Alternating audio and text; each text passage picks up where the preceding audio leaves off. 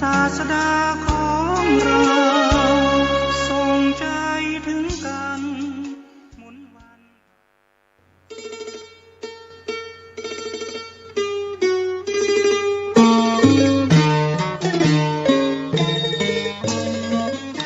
ข่าวสารเพื่อการประชาสัมพันธ์ด้วยทางวัดชัยสถานป่าเศร้าน้อยตำบลสันปุเรอำเภอดอยสะเก็ดจังหวัดเชียงใหม่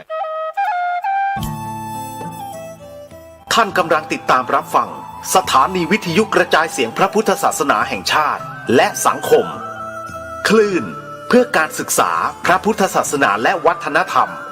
ระบบ FM 104.5 เมกะเฮิรตซ์รายการต่อไปเป็นรายการมรดกธรรมกำเมืองดำเนินรายการโดยพระครูวิสิทธิ์ศรีลาภรณ์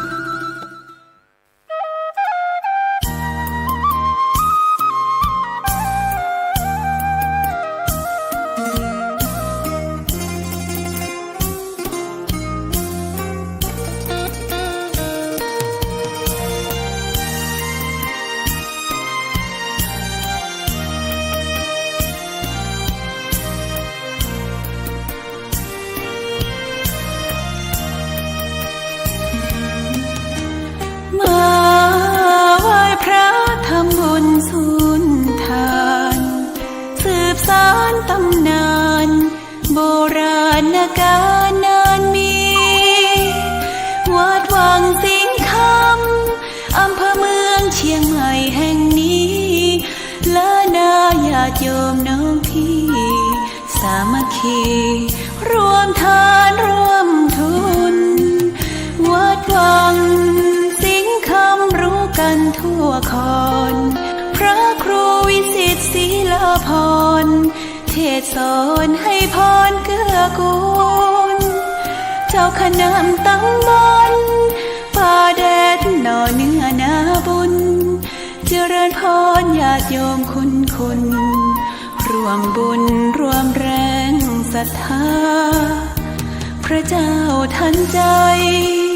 คู่วัดวังสิงห์คำบารมีเลิศล้ำญาติโยมเลื่อมใสบูชาครูบาเจ้าศรีวิชัยให้พรมวลมิตรสิทธาพระประจำวันเกิดเสริมดวงชะตาให้อาหารปลาหน้าวัดสุขใจเชิญร่วมบุญส่งน้ำพระธาตุน้อมใจอภิวาทขอบุญสุขใจสุขกายไหว้พระขอพรองค์พระเจ้าทันใจหลวงพ่อประเสริฐเจริญพรอวยชัยให้ท่านสุขใจทั่วกัน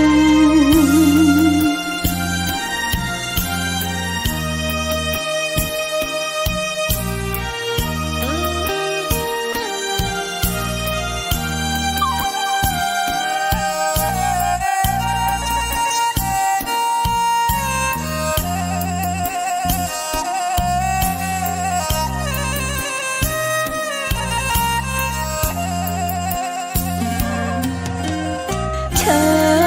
ญร่วมบุญส่งน้ำพระธาตุน้อมใจอภิวาทขอบุญสุขใจสุขกายไหว้พระขอพรองค์พระเจ้าทันใจหลวงพ่อประเสริฐเจริญพรอวยชัยให้ท่านสุขใจทั่วกัน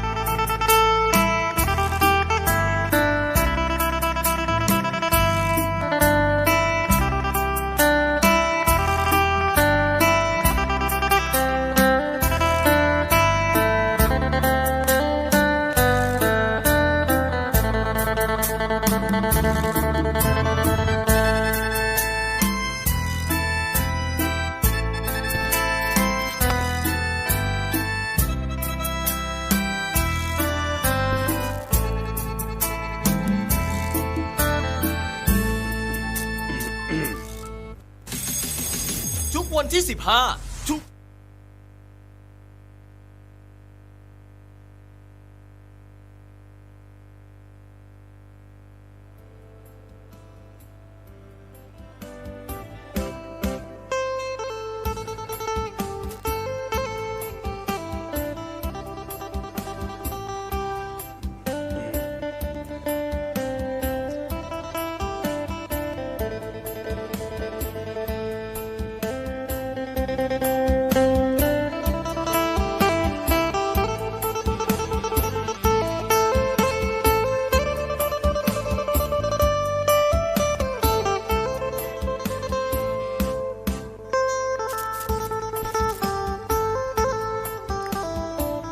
ก็ขอยกมือ10 นิ้วกราบนอบน้อมยังพระเถรรัตนแก้วเจ้าตั้ง3 ประการ อันมีพระพุทธพระธรรมพระสงฆ์อันเป็นสรณะที่เปิงตีเคารพนับถืออันสูงสุดในชีวิต กราบคารวะแทบใจไหว้สาปารมีธรรม พระมหาเถรานุเถระ เจ้าคณะพระสังฆาธิการภิกขุสงฆ์องค์สามเณรจุตนจุองค์โดยความเคารพเจริญสุขเจริญปอนญาติโยมศรัทธาสาธุชนพุทธบริษัทตินจองห้องวัดจุหนุ่มเท่าใจยิงก็ขอน้อมต้อนรับทุกท่านเข้าสู่รายการมรดกธรรมกำเมืองและสารธรรมกำเมืองทางสถานีวิทยุกระจายเสียงพระพุทธศาสนาแห่งชาติและสังคมคลื่นเพื่อการศึกษาพระพุทธศาสนาและวัฒนธรรมคลื่นพระพุทธศาสนาและจริยธรรมส่งสัญญาณกระจายเสียงจากสถานีวิทยุวัดฝ่ายหินตำบลสุเทพอำเภอเมืองจังหวัดเชียงใหม่สถานีวิทยุคลื่นพระพุทธศาสนาและจริยธรรมในความอุปถัมภ์ของมูลนิธิพระบรมธาตุเจ้าดอยสุเทพในระบบ FM 96.0 เมกะเฮิรตซ์และวันนี้เป็นวันพุธได้รับเมตตาจากทางคลื่นวิทยุสีขาวเพื่อเจ้าประชาในเมตตาของท่านเจ้าอาจารย์พระครูอภิวัฒนวิกรมท่านรองเจ้าคณะอำเภอดอยหล่อท่านผู้อำนวยการสถานีวิทยุแล้วก็ผู้อำนวยการสถานีวิทยุในเครือข่ายคลื่นสีขาวทุกคลื่นทุกสถานีตัวเองพร้อมกันนี้ก็ขอยกมือ10 นิ้วกราบถวายการต้อนรับและเจริญปอนต้อนรับครูบาอาจารย์พระเจ้าประสงค์องค์เนรตลอดจนสาธุชนญาติโยมที่ได้ติดตามรับชมรับฟังทั้งภาพและเสียงการไลฟ์สดทาง Facebook ไลฟ์ของวัดวังสิงห์คำแล้วก็ทาง Facebook ไลฟ์ของ FC แฟนรายการทุกท่านพร้อมกันนั้นก็ที่ได้ติดตามทาง Facebook ไลฟ์ของสถานีวัดฝ่ายหิน Facebook ไลฟ์ของธรรมะภาคเหนือ Facebook ไลฟ์ธรรมะคลายเครียด Facebook ไลฟ์ของอาจารย์พระครูสมุวิสุวัฒน์ก็ขอขอบพระคุณทุกท่านเด้อที่ได้กดแชร์กดไลค์ส่งกำลังใจให้กับทางรายการนี้ดำเนินโดยกล่าวกับผมอาตมภาพพระครูวิสิทธิ์ศรีลาภรณ์เจ้าคณะตำบลป่าแดดเจ้าอาวาสวัดวังสิงห์คำตำบลป่าแดดอำเภอเมืองจังหวัดเชียงใหม่หรือตุลุงในวังเป็นผู้ดำเนินรายการนำรายการมาพบมาปะกับญาติโยมทั้งหลายตั้งแต่เวลานี้เป็นต้นไปก่อนที่จะได้ดำเนินรายการก็ขออนุญาตทักทายครูบาอาจารย์ก็ดีญาติโยมทั้งหลายก็ตามเนาะที่ได้เข้ามาเป็นกำลังใจตอนนี้ทางหน้าจอ Facebook ไลฟ์ก็เจริญปอนต้อนรับโยมสลินทิพย์บุญเลิศเนอน้อมกราบไหว้สาเจ้าสาธุเจริญปอนโยมขวัญอินทยศกราบไหว้สาวันตาตุลุงครับผมสาธุเจริญปอนเนอเจริญปอนต้อนรับโยมพินันอิสมเตปินพินันอิสมเจนเจ็ดศรีพิทาจารย์มคณยก สาธุไวสาปรมีธรรมครับเจริญปอนเนอเจริญปอนโยมพี่หมอมัทนาอัมพันธ์กราบไวสาหลวงพ่อท่านพระครูเจ้าสาธุเจริญปอนโยมปีชิชบาหรือว่าโยมปีสมพรรัตนังเนาะกราบไวสาเจ้าสาธุเนอเจริญปอนต้อนรับโยมปินานล่าปินานจรันปิยจันทร์สลมดอยซิวกราบสาธุตุลงสาธุเนอเจริญปอนต้อนรับแม่เลี้ยงทัดพิชาสุสิงคำโยมปเลี้ยงธนวัฒน์สุสิงคำเนอขอบุญรักษาเจริญปอนคุณโยมทองคำที่วงคำน้อมกราบไว้สาเจ้าสาธุเจริญปอนคุณโยมประภักเนอกราบสาธุเจ้าเจริญปอนคุณโยมพิสมัยศรีเทพธรรมรงค์กราบไว้สาท่านพระครูเจ้าแม่ติดตามฟังอยู่เจ้าสาธุนเมเนอร์บุญรักษาเจริญปอนคุณโยมสุทธิพงศ์มุทิตาจิต ขอบพระคุณนักๆเนอ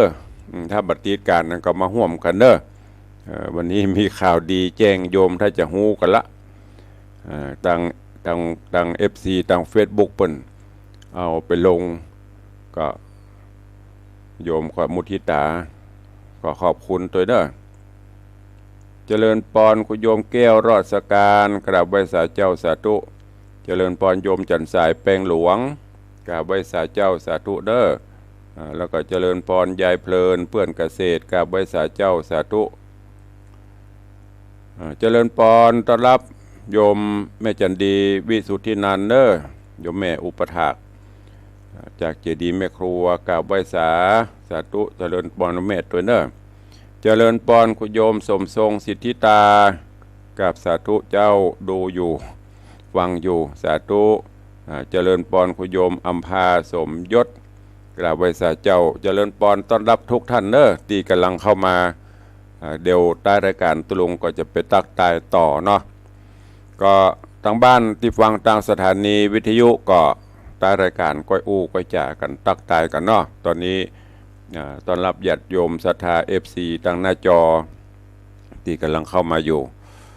ก็วันนี้ฟังพระธรรมเทศนากันต่อ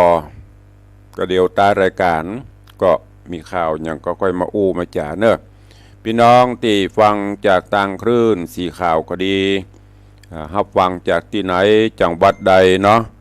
ใต้รายการก็เมตตาแจ้งผลการรับฟังเข้ามาให้ตุลุงตัวเนอะบ่ว่าจะอยู่ตั้งแปะตั้งน่านตั้งพะเยาลำปางเชียงไฮ้ละปูนเชียงใหม่เพราะว่าคลื่นสีขาวนี้จะมีหลายที่หลายจุดหลายจังหวัดที่ลิงสัญญาณออกไปทั่วกันก็ขอบพระคุณทุกๆคลื่นตัวเองต่างเมสเสจปิ้งป้องนี่ยังไม่ได้เปิดดูเนอะแอนไม่ได้เด้อตอนนี้เครื่องมีไลฟ์สดตุลงพอในคอมนั่นก็เอาไลฟ์ในโทรศัพท์ก็พอ 2-3 เครื่องอุปกรณ์วัตถุอุปกรณ์วัสดุเครื่องมือสื่อสารในการถ่ายทอดสัญญาณต่างๆนี้ก็ได้รับเมตตาจากโยมปเลี้ยงธนวัฒน์โยมแม่เลี้ยงทัดพิชาสุสิงคำรัตนมหาอุบาสกอุบาสิกาได้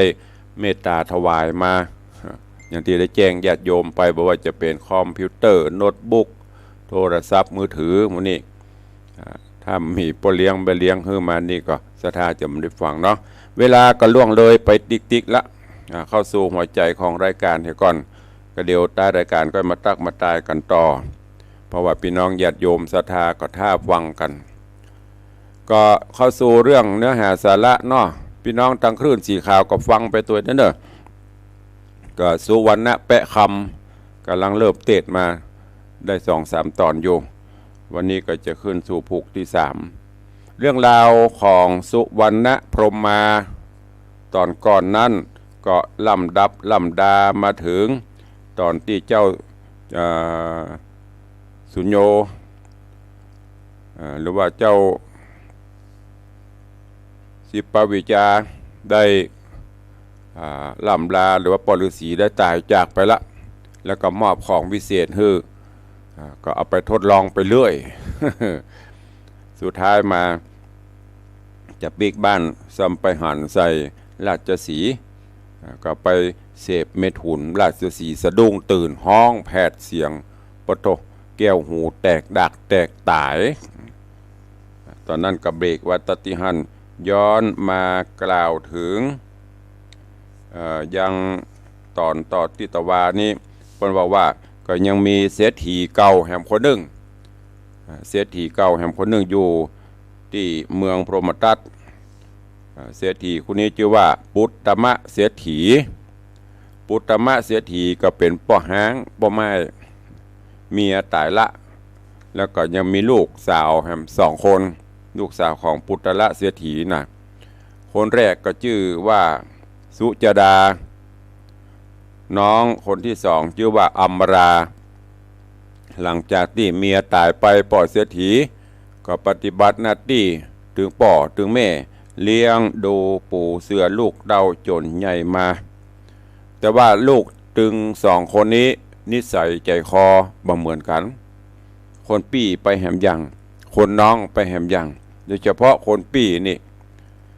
จิตใจบ่ค่อยมีสัมมาคารวะกิริยามารยาทเป็นง่ายๆก็คือเป็นคนสำเร็จเทเมาไว้เถอะ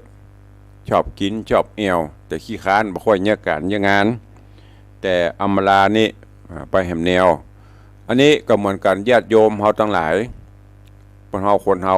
เลือกเกิดบ่ได้แต่เลือกที่จะทำคุณงามความดีได้ไม่ใช่ว่าเกิดออกท้องป่อท้องแม่เดียวกันมามันจะเหมือนกันหมด IQ เต่ากันหมดก็ไม่ใช่ถ้าเป็นหลักทางพระพุทธศาสนาเฮาเพิ่นก็ฮ้องว่าแล้วแต่กรรมเป็นเรื่องของบุพกรรมเกิดมาเพราะนั้นในตอนตะวานี้ก็มาถึงที่ป่อเสียถีใครไปต่างบ้านต่างจองสักว่างเลยสั่งลูกถึง2 คนคือดูแลบ้านจองเข้าของให้ดีเนอะป่อจะไปตั้งนอกตั้งปังประกอบกับเสียถีลูกสาวเสียถีคนปี้คือสุจดานี่มีจิตใจที่อิจฉาขี้อิจฉาตาฮ้อนกลัวน้องจะได้ดีเหลือกลัวป่อจะมอบเข้ามอบของให้นักเหลือแล้วนี่ก็เลยละหองละแหงพ่องบ่ค่อยที่จะหักน้องต่อใดพอป่อเศรษฐีจะออกบ้านออกจองเพิ่นก็สั่งไปยังที่ไหนได้พอเพิ่นออกไปคนปี้คือสุจดานี่ก็เมียเข้าของอันใดที่จะขายได้ก็ไปขายได้ก็สตางค์มาไปปรนเปรอกามตัณหาราคะกินเอวถ้าเป็นอย่างสมัยประเดี๋ยวก็เข้าคลับเข้าบาร์เสพสุราอย่างต่างๆบะโซนโลกบะโซนยังมาการกับบะเนี้ยขี้ค้านแต่ว่านี่ได้เตศมาถึงตาที่นี่และตอนนี้ป่อเสียถีปีกมาละหลังจากเสร็จภารกิจปีกมาก็มาพอของที่บ้านมันอย่างมาบกมาบางมันอย่างมาแห้งไปอันนั้นมีไหนอันนี้มีไหนกำลังเริ่มสืบถามลูกถึง2ว่ามันเป็นจะได้เรื่องราวของสุวรรณพรหมมาจะเป็นจะได้ก็เชิญญาติโยมท่านทั้งหลายติดตามรับฟังในผูกทวนที่3ตอนที่1ณโอกาสบัดนี้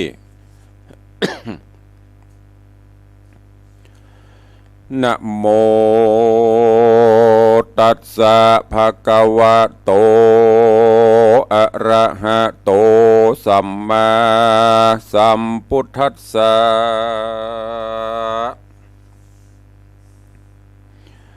ขันติจะสาทะโวดูราสะปุริสะตั้งลายตั้งยิ่งใจน้อยใหญ่ผู้มักไฟตั้งบุญฮือตานนูนบอกขาดมาสันนิบาตวังธรรมมีใจนำเตี้ยงมันโอดอยู่หันขันตีเป็นกองดีพาเสดปาฮือเกิดเจยบาน พระธรงญาณที่ไว้เตสนาไว้เป็นตราวามโนสามวลหมู่มีความอดอยู่เป็นดีอันว่าขันตินิสัยจัดแบ่งไว้เป็นสามเป็นก้องงามลำโลนป่าหือโป้นตั้งพานคือโอดกะตำการน้อยใหญ่หือเมียนควายตำมีแปลงใจดีมันเตียงบ่บิดเบียงไปมายามมีคนมาจาด่าหยอบ่ตอบต่อแตนกำแม่นมีคนใจดำหยาบกระมาต่อต้าบุบตีก็อยู่สันดีจากไว้บ่ตอบสายโกธาโบราณจาแต่ไทยว่าโอดเงื่อนใดเป็นคำโอดบ่ใดเป็นลามต้นไม้ขอจุงใดพิจารณาอันโกธานี้เล่าหากเป็นเก้าป่าไว้แถมประการหนึ่งหมายขอดไว้ยามเมื่อยไข่เบียนควีพญาติมีมาตองในแห่งห้องกาแยเต้าโอดสาไว้มันบ่ไหววันเววาบ่ห้องตุกโศกตองโศกีขันตีมีลำเลิดป่าฮือเกิดเจยบานจุมไพมานไม่บาดบ่มาปาดอินทรีป่าตัวนี้ออกจากตังตุกยากอบายตันตั้งลาน้อยใหญ่จุงใส่อย่าจุงจำใส่ใจปฏิบัติไปอย่าขาดอย่าประมาทวังลาบ้านี้นะจักเล่าถึงเรื่องเก่าหนลางอัฏฐะยังไปแจงพระจิงแสงเตสนาว่าภิกขเวดุราภิกขุตังหลาย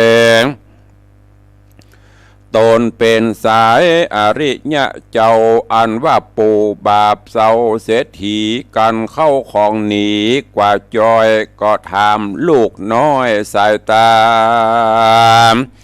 นางสุจาดาผู้เป็นปี้เส้งกล่าวจี้ไข่ปันว่าขาบ่หันบ่หูของป้อมีอยู่เต้าใดเมื่อป้อไปนันเล่าขาลูกเต่าก็บอกร้านกระทำการบานบอกขาดเก็บเพี้ยวกวาดเกหามการนานาแทรกซ้อนบอกว่าแดดฮ้อนฝนหำโอดโทธรรมจะใจบ่หอนได้เศร้าสานางโมสากล่าวถอยมีบอดน้อยหลายประการส่วนวาสลีบัวบานน้องน้อยได้ยินถอยขี้ยาว่านางสุจาดาผู้เป็นปี้ได้กล่าวจี้บังอำลักเงินคำป้อท้ายไปจ่ายใจตามใจนางบ่อาจไขกล่าวโอฮือป้อหูขี้ยานางพิจารณาไข่จอดว่ากันป้อหูรอดสันดายจากได้เครื่องใจนักคอนได้เดือดฮ้อนเครื่องขี่นางบุญมีกลิ่นกูเต่าดักอยู่ได้ก็มีหันและนาโสเมทะนังจะอาคญโตอัมมาราญะจินเตสิติภเวหันตาหังวะเนกันหานิส่วนว่าปูเศรษฐีบาปเศร้าได้ฟังกำเล่าขี้ยาม แห่งนางสุจาดาโพเป็นปีบอกกึดหีไปแย้วบ่สืบสาวฮือมันบอกกึดดันตามธรรมเจ้ามีใจน้ำไฟหอยวาดนางยอดซอยสุจาดาอยู่เกหาเฝ้าบ้านบอกขี้ขานเอ็นยานส่วนนางนงครานผู้เป็นน้องอยู่แห่งห้องเกหาใจปลาต่ำจ้ากวนดีข้าเป็นพีเข้าของมีหลายหลากมันยังลักลากเอาไปบ่อนนั้นเต้าใดนักโสดสมบัติตื้อโกดตั้งหลายจากชีพหายไปเสียงโม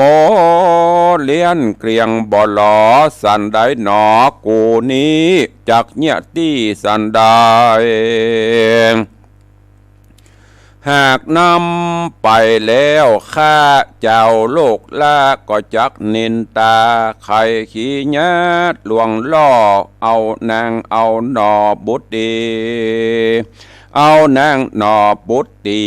ไปปล่อยโดงรีปากว่าอ่างได้โบยมั่งตายไปขานิ่งน้อยเมียนแล้วจิงเรียกนางเกียวมาหาแล้วไข่ขี้ยะกล่าวถอยว่าดูราลูกน้อยใส่ใจตาวันใส่ผูกเจ้าป้อจักเข่าโดงดานไปซอหาพักหวานหน่อไม้เห็ดหอมไม่ดงเรีตั้งตองปีหยวกโปรยซอหาตำห้วยดงไพรลูกจงไปจอมกว่าเข้าสู่ป่าตัวป้อนางน้อยหนออัมบราก็ไขขี่เนียตันเล่ากับป้อเจ้าเศรษฐี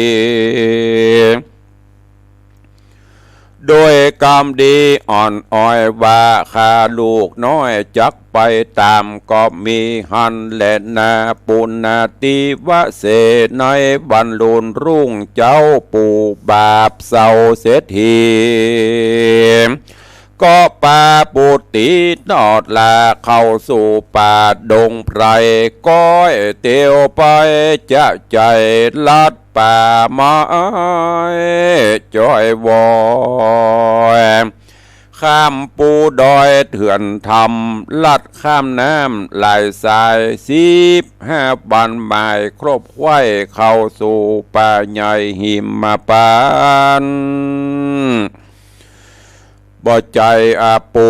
ใจหันบาปเศร้าแสงบอกลูกเต่าอัมมาราวาดเฮานี้นาบมาไกลตาวันใสต่ำก้อยจักลับเหลี่ยมน้อยดอยจานหากเฮาพันไต่เต่าจักมืดเจ้าต่อตากวนเล่ารายังจอดหือหิวหอดไม้หายเถิงยามไงผูกเจ้าก้อยไต่เต่าดงรีลูกบุญมีนอนเอาจุงอยู่เฝ้ารอลาป้อนี้จากไปเอาน้ำใสในห้วยเหี่ยวลิงโจ้ยผาจานการบ่หารปีกปอกลูกอย่าออกไปที่ไหนกันจะไขบอกเรานางนอนเนาลูกโตนก็รีบโหนฟังเฝ้าลัดสู่ดาวดงไพรรีบหนีไปบ่จ้าดันคำป่าคืนสู่ที่อยู่แห่งตนก็มีหันและนาสาอันวาดนางอัมรากันปีตาใจ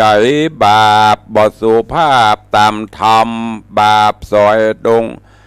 มาปล่อยดงดำป่าไม้นางหน้าไทยก็มานั่งท่ากองหาสองดวงตาแลพอบ่หันป้อปิกขึ้นมานางก็เววาสะต้อนอกวู่ฮ้อนปานไฟนางมีใจหม่นใหม่ริล่ำให้เจ็ดน้ำตาแล้วไกลกลาเตียวไตดันป่าใหญ่ผาจานพอตาวันตกต่ำจากมืดค่ำบ่หันสั่งเป็นตุกขังไม่บาดน้ำตาหยาดลำลายห้องเอิญป่าหาป้อว่าลูกน้อยหนออยู่นี่ไผเอาป้อไปลีบังอามหรือป้อไปขามอยู่ห้อมห้วยหลงป่ากลวยดงรี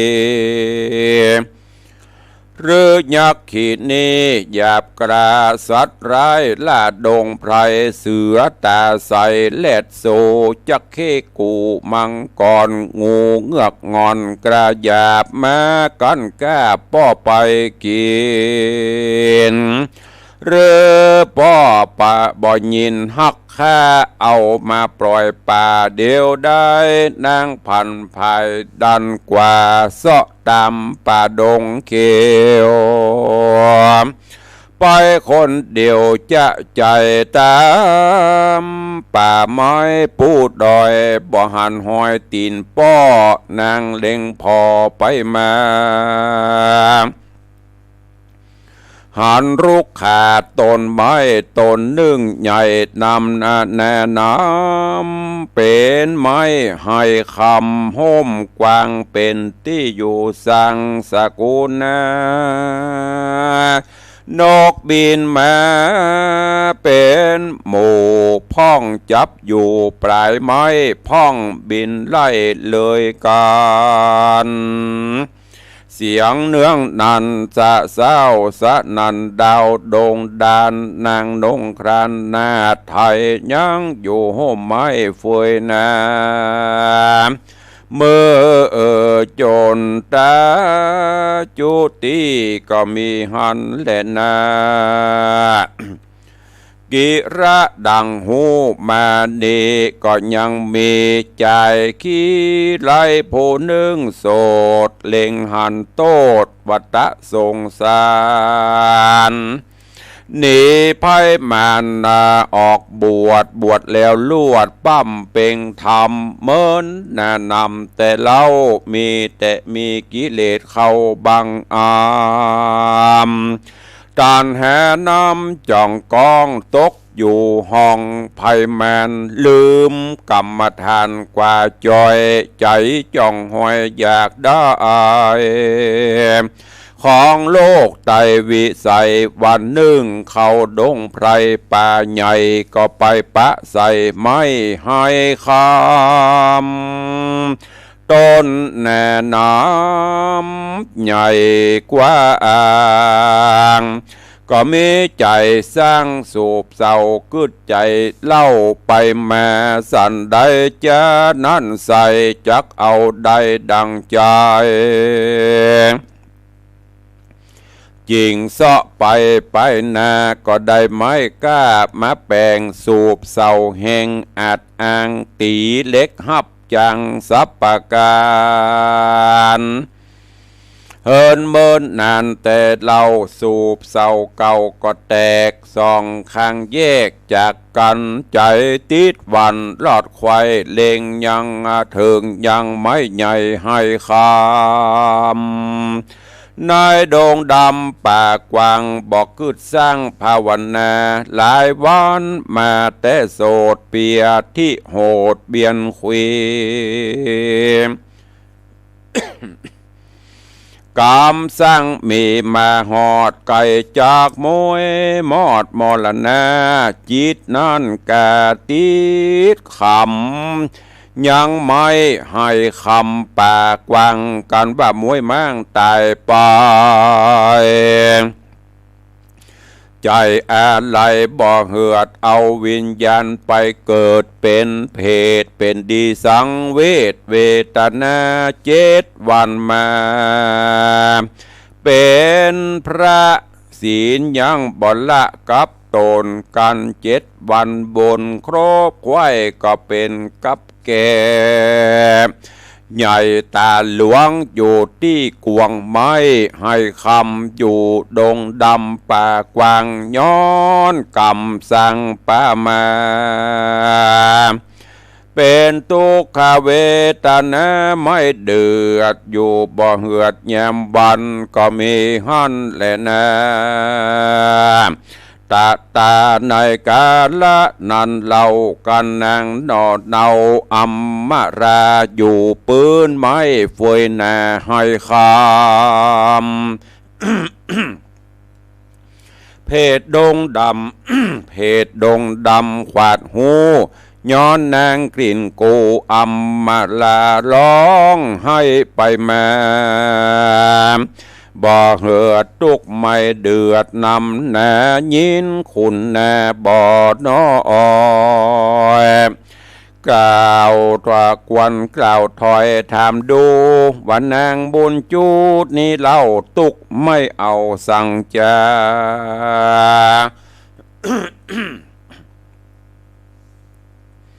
พิจารณาตัวเก่าว่ากูนี่เล่าเป็นเพศหากบอกกลับเพศดังอ่าน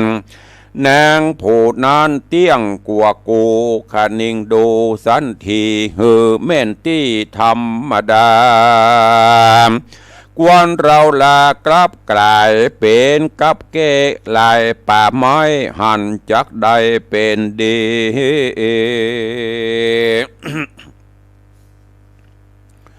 เพศดงรีบ่จาก็กลับเพศนาบาเดียวเป็นกับแก้เขียวตัวใหญ่ออกเตียวไตจากหู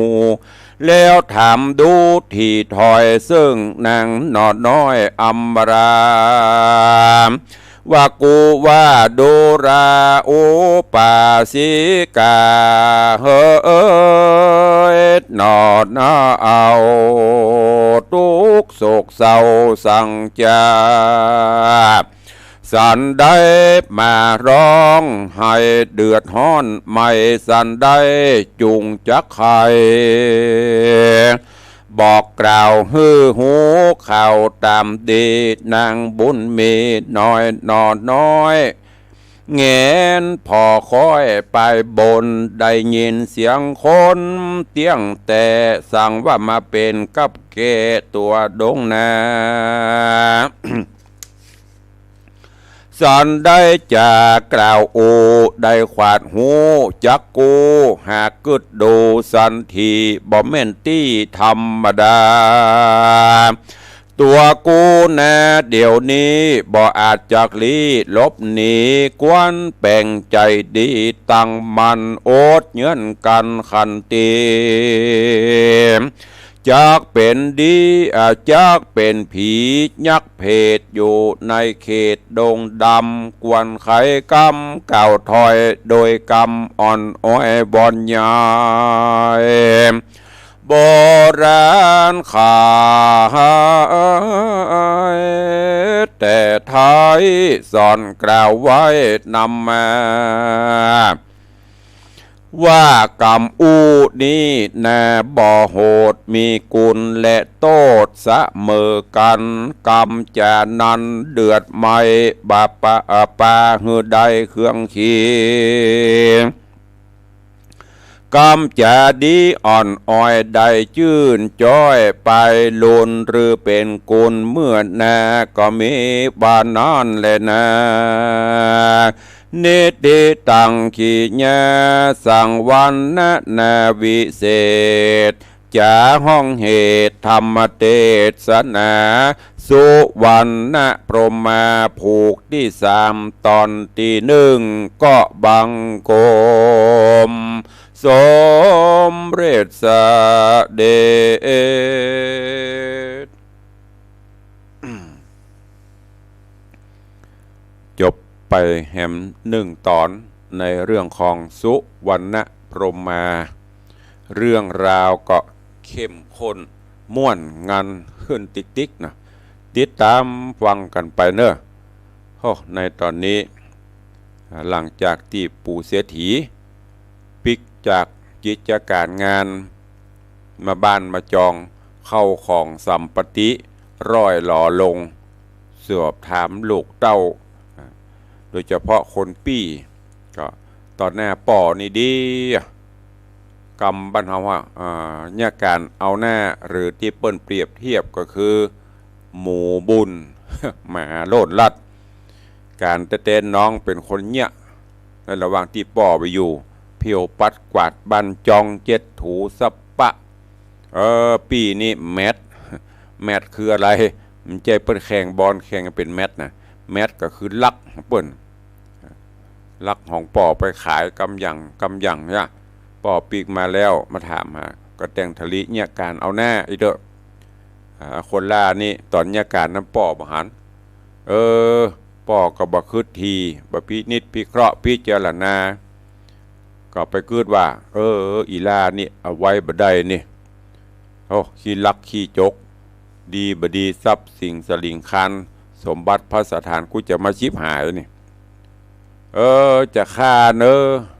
ก็กลัวเปิ้นจะนินตาหน้าว่าเป็นป่อที่จีใจเหี้ยมโหดเลยหาอุบายจะเอาลูกคนล่าเนี่ยเอาไปปล่อยพอเหมือนบอกเหมือนกลางเนาะ คนถึงคนลูกถึงคนเอาไปปล่อยนะเกิดแผนการได้ก็เลยจวนลูกล่าว่าป่อจะไปเสาะของป่าของพักไม้ไส้เครือในป่าเนาะเมินแล้วมันได้เข้าป่าเอามาจูกันกินก็เลยจวนลูก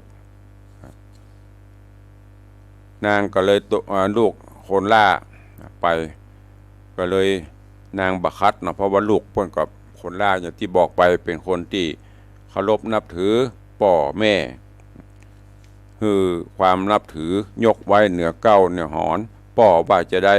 เป็นจริงที่ดีนางก็ปฏิบัติช่วยตลอดพอกึดแผนการนี้ได้ถึงวันเจ้าวันใหม่มาก็ป้ากันไป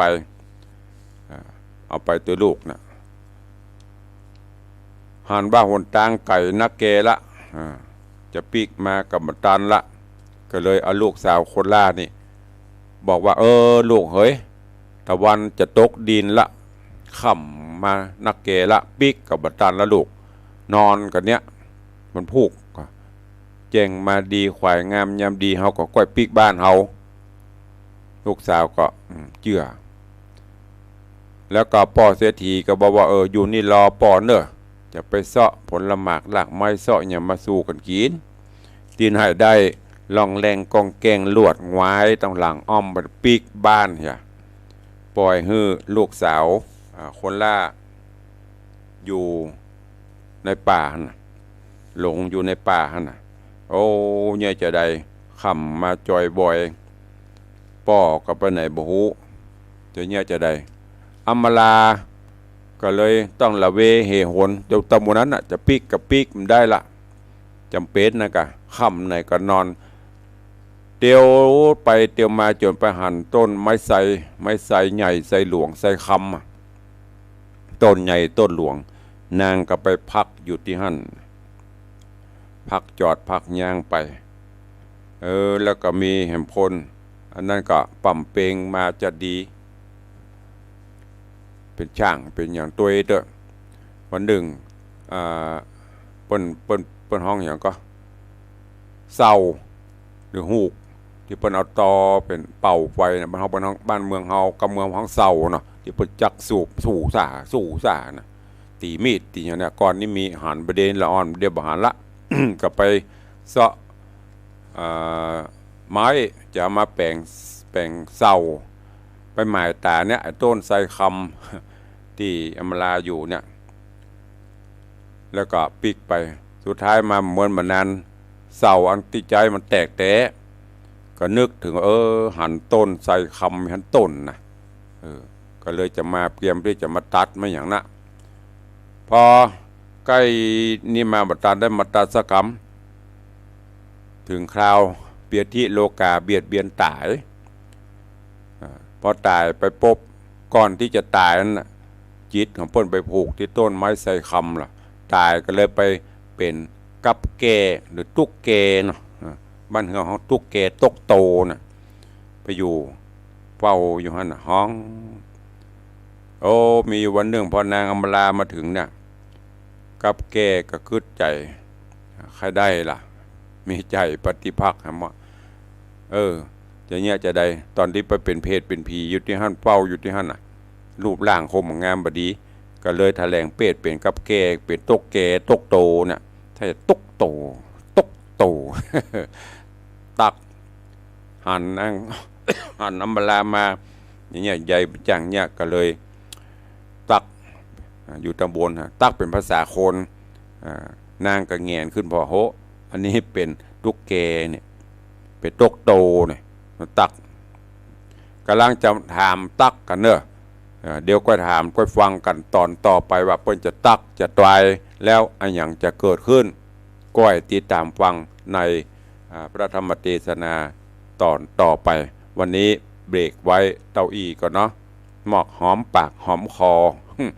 ฟังไปวันละตอนละน้อยตามโอกาสเวลาก็โว้ยนะแบบเสี่ยงไปติ๊กมันจะได้นะเวลาที่ผ่านไปคือเวลาที่มันเสี่ยงไปวันหนึ่งมี24 ชั่วโมงตั้งแต่ประเด็นหัวใจมาประจะ6 ชั่วโมง 7 ชั่วโมงแล้วฮะเพราะนั้นก็ทำเวลาให้มีกะเนาะก็ขออนุญาตตักได้ตั้งบ้านตั้งหน้าเฟซต่อจากตะกี้เนอะ ขอประทานอภัยเนอะแฮมไออยู่เนี่ยมันประดานโดนฝนวันแม่วันนั้นน่ะฤทธิ์กำลังออกตะกี้ตึกไหนก็ลืมไปละ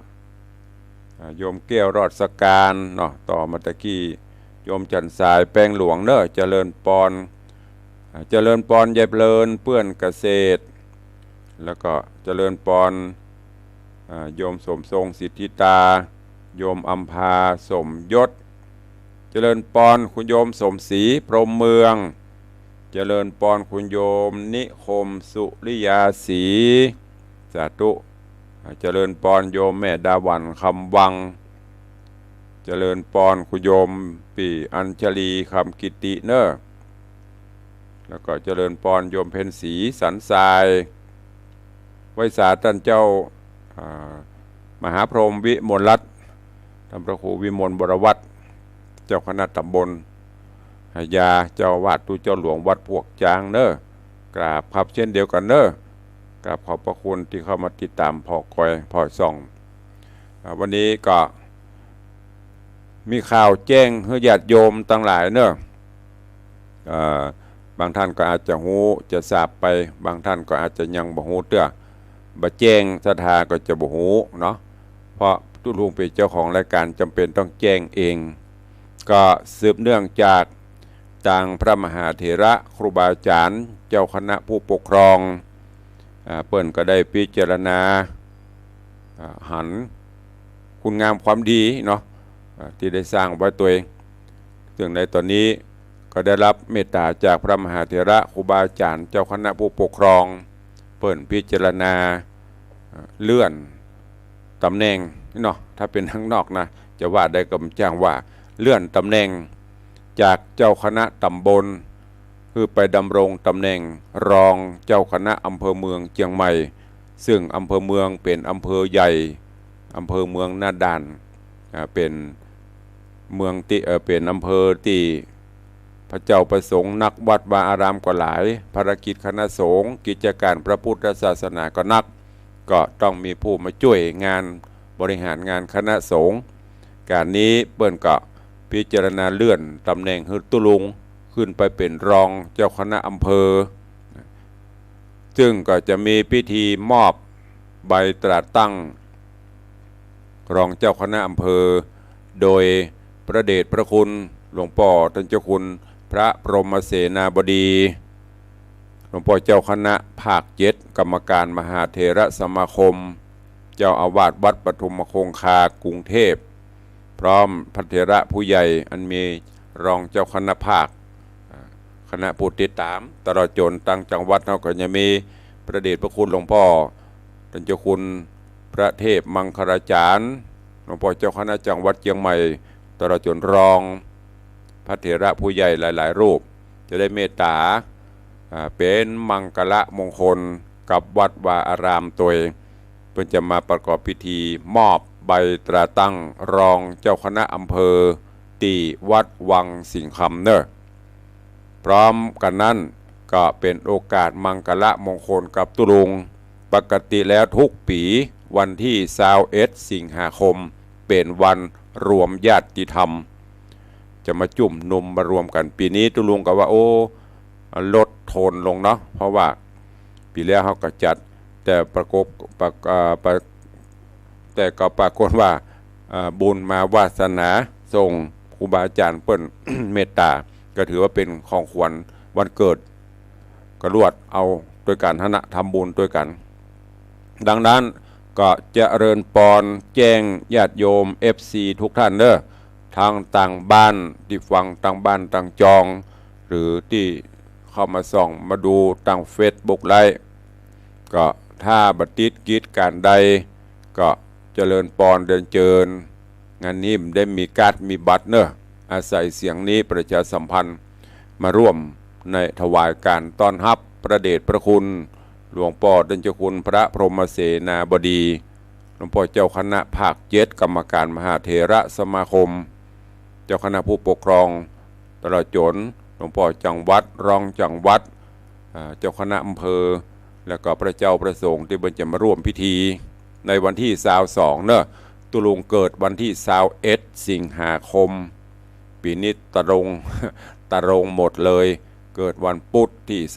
21ปีนี้กับวันที่21ก็เป็นวันพุธพอดีแถมวันที่22ได้อายุ61 ปีกับแถม1 วันเพิ่นจะมามอบก็เชิญชวนทุกท่านเนอะแล้วก็สำคัญแถมอันนึงก็คือจตุปัจจัยที่เราจะต้องใช้ในการเตรียมงานก็ดีถวายพระสงฆ์องค์ข้าเจ้ามหาเถระก็ดีเนอะญาติโยมท่านใดจะเมตตาร่วมโมทนาบุญมุทิตาการเป็นเจ้าภาพสังฆทานก็ดีหรือจตุปัจจัยสมทบในการจัดกิจกรรมพิธีการในนี้ซึ่งก็จะมีสังฆทานที่เขาจะถวายพระเจ้าประสงค์อันนี้ก็ได้ตั้งไว้ชุดละ 2,000 บาทชุดละ 2,000 บาทในที่มันน้อยมันนักมาแล้วก็เฉลี่ยกันเนาะตลอดจนจัดเตรียมสถานที่อย่างต่างๆแถมถวายการต้อนรับพระมหาเถระเปิ้นขอบพระคุณกับครูบาอาจารย์และญาติธรรม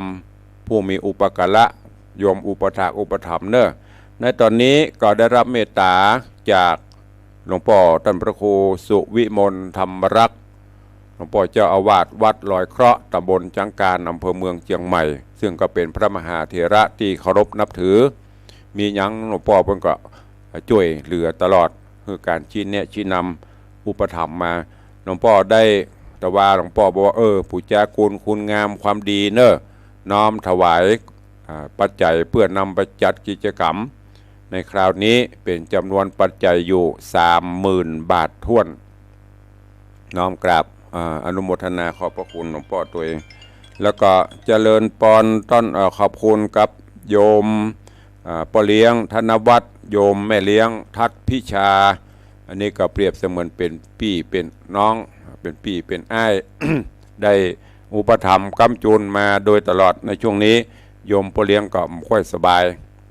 ตอนนี้ก็ดีขึ้นอาการดีขึ้นเกือบเต็มร้อยละ